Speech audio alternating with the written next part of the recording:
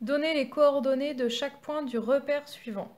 Alors déjà, un repère. Un repère, c'est constitué d'une origine, donc là, ici,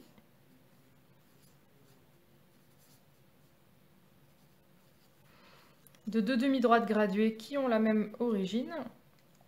La demi-droite horizontale s'appelle l'axe des abscisses. Et la demi-droite verticale s'appelle l'axe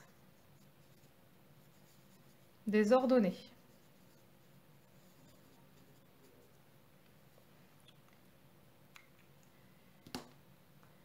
Les coordonnées d'un point sont donc constituées d'une abscisse et d'une ordonnée.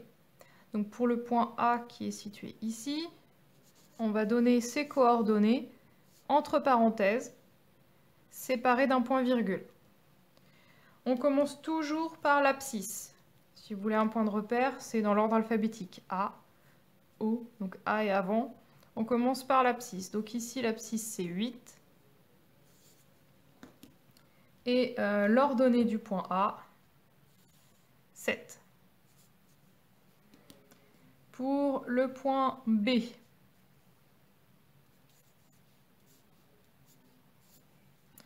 son abscisse va être 2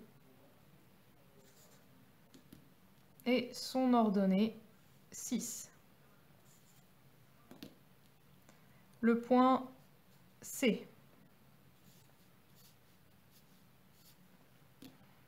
Son abscisse en bleu, en vert, pardon, son abscisse 6 et son ordonnée 2. Vous voyez que quand je regarde B et C, ils ont des coordonnées qui sont similaires. En tout cas, ce sont les mêmes nombres, mais pas dans le même ordre. Et ça a une importance puisque le point C, il est là, alors que le point B, il est là. Donc on ne peut pas échanger, ça ne donnerait pas les mêmes positions. Enfin, deux exemples un petit peu particuliers. Le point D. Alors en abscisse, on voit clairement que c'est 3. Le nombre vert est clairement 3. Par contre, en ordonnée, eh bien, on est en face du 0. Le point E. Alors le point E, en ordonnée, on voit clairement que c'est 8. Et en abscisse, eh bien, on est en face du 0.